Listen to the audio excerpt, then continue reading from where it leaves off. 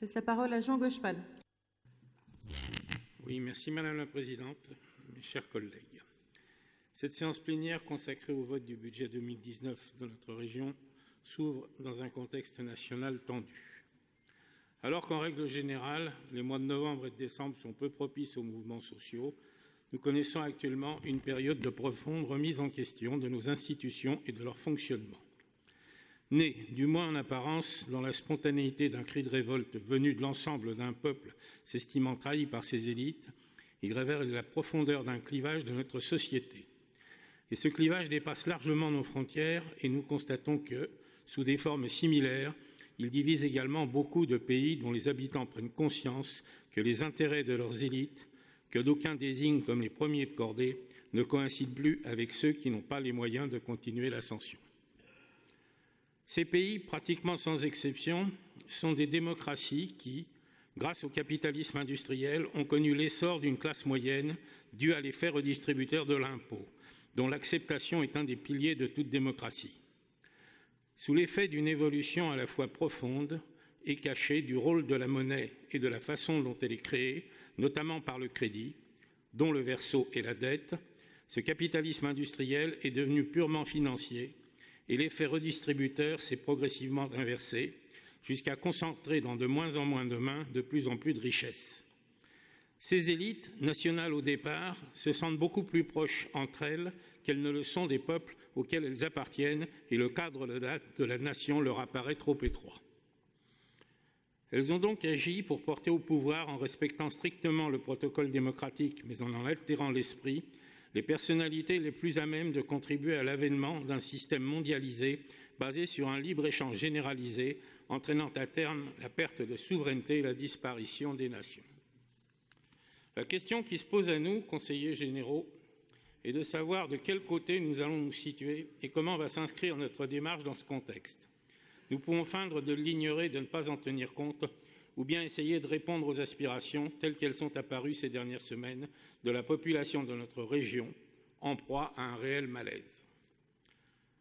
Pour ce qui concerne la politique de notre groupe régional du Rassemblement national, nous nous opposerons à cette démarche mondialiste et à tout ce qui nous apparaît comme pouvant y contribuer au niveau des actions régionales. Il y a en particulier deux lignes qui nous semblent remplir ces critères. La première est celle qui résulte de ce qui est appelé réchauffement climatique d'origine humaine. Beaucoup considèrent comme valide l'hypothèse d'une augmentation de la température de la surface de la planète en raison d'une augmentation de l'atmosphère du dioxyde de carbone en phase gazeuse, en raison de l'effet de serre que produisent ces molécules. Certes, l'effet de serre existe bien, et j'ajouterais heureusement. Mais beaucoup d'autres éléments gazeux y concourent, à commencer par la vapeur d'eau présente dans une bien plus grande quantité. L'hypothèse avancée consiste à dire que seule la proportion d'oxyde de carbone augmente, et la seule source qui la fait augmenter est la combustion des carburants dits fossiles. En affirmant ainsi qu'il n'y a aucune autre source d'émission de CO2. Nous ne le pensons pas. Logique conséquence de cette hypothèse, une ligne d'action appelée transition énergétique est apparue, ayant pour objectif la diminution de ces émissions en faisant appel à d'autres formes d'énergie, notamment désignées comme renouvelables. Aujourd'hui, la filière éolienne, et particulièrement dans sa composante offshore, voit son efficacité fortement remise en question et des doutes semblent s'élever quant au financement de ces opérations. Il semble également qu'il y ait une certaine volonté de l'État de se désengager progressivement de ces projets. D'une façon corrélative, l'accent a été mis sur le développement des véhicules électriques. Hormis les problèmes technologiques liés par leur réalisation et surtout le traitement de leurs batteries en fin de vie, la production de l'énergie nécessaire à leur utilisation dépasse les capacités actuelles disponibles.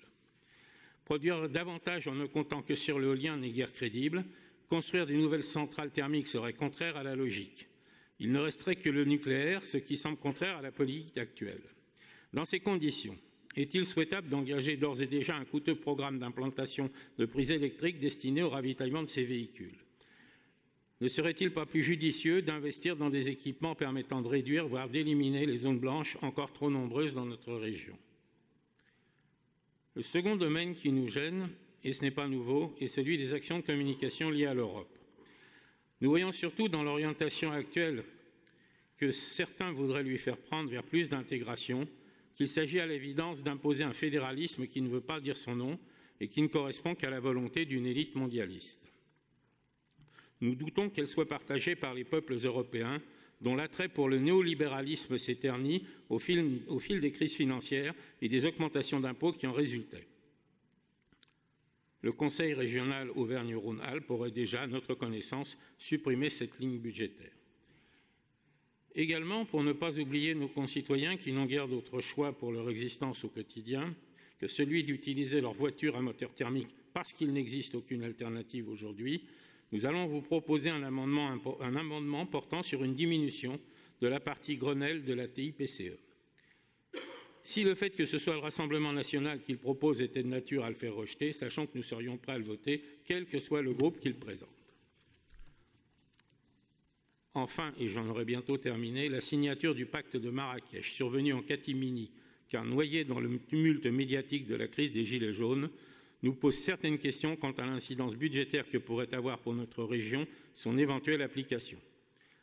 Nous trouvons normal que la signature d'un tel acte dont on dit qu'il n'engageait pas ses signataires, car non contraignant eu égard de la souveraineté des nations, n'ait cependant pas fait l'objet d'une campagne d'information et l'avis de la représentation nationale n'a même pas été sollicité, sans même évoquer l'hypothèse d'un référendum qui aurait dû être l'expression de cette souveraineté. Notre inquiétude provient notamment de ce que nous pressentons, l'intention d'étendre le droit d'asile, aujourd'hui universellement reconnu pour les habitants de pays en état de guerre, à ceux qui seraient déclarés victimes du réchauffement climatique. Merci pour votre attention.